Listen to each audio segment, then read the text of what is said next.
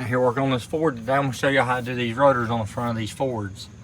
So you got to take apart the four-wheel drive hub here. To get the rotors off, you got to pull a brake caliper, which is some 13s right here. 13 millimeters right here and right there. You can pop that caliper loose. I'll show you how to do all that. And then you pull this off. I'll show you how to take apart the four-wheel drive stuff on the front of this to get that rotor off, because you got to knock out these studs to get it loose. I'll show you all that in 1 second. Ride with us. Hold on 1 second. We're going to start by taking the caliper loose.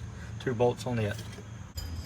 Before I take it off, I always like to grab a hold of the piston right there and go ahead and start squeezing it and pushing that piston back to give you some play there in the caliper. Now the next thing on this, you're going to come in here and unhook these like that. Then you take the caliper, just let it off to the side. Pull your brake pads off. Got the good out of them. The other side, it was to the metal. Pull them to the side. So now we're going to start taking the 6 bolts out of right here, out of this hub, and get it loose. Once you get that loose, you set it to the side.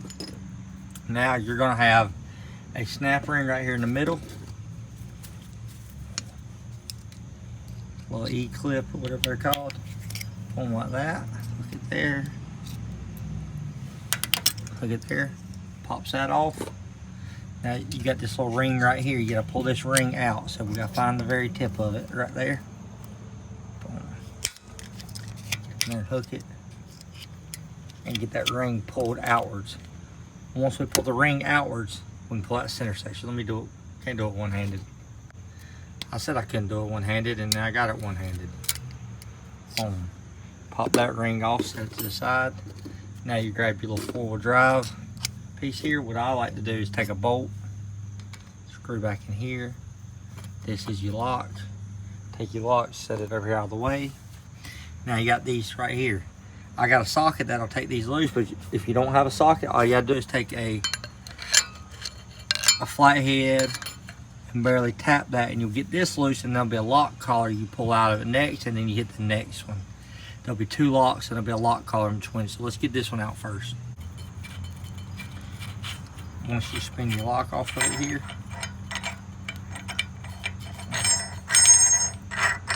get it out. There's your lock collar back up in there. It has some dots it holds on both sides. Just take your pick and pull against it.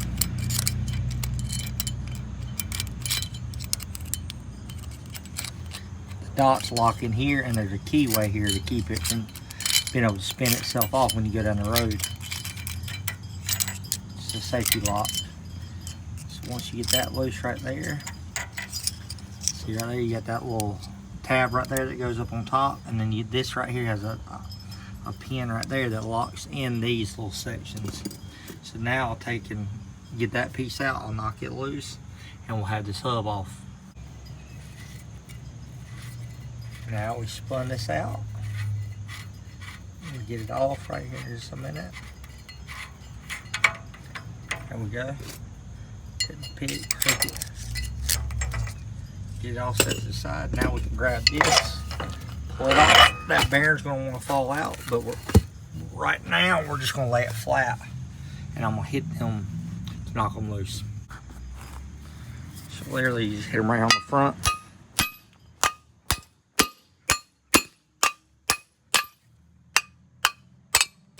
And that's how you get your hub loose to replacing the rotor.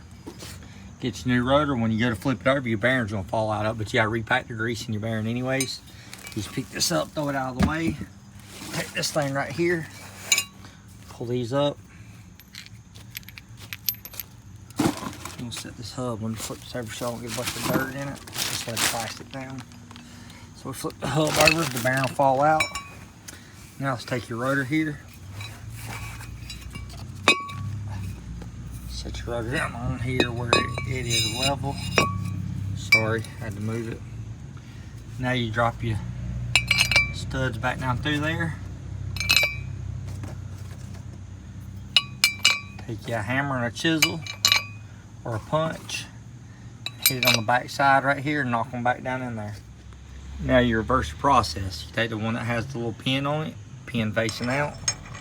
After, like I said, I done repacked my bearing up in there. Make sure I have good grease in it real good. Now you take this right here and you just turn it and run it all the way back up in there. And then what you do, you'll lock it down to where it's super tight, back it up just a hair, and then you'll make sure that that dot will fit in one of them holes.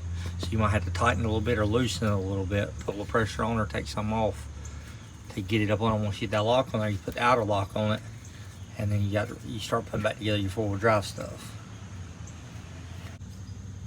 Using the same bearings and all that, just repacking the grease, you're gonna wind up somewhere about around the same spot with your lock collar and the dot. It's gonna be somewhere very similar. So you pay attention taking it off, you'll know roughly about where you need to be at when you go back together with it.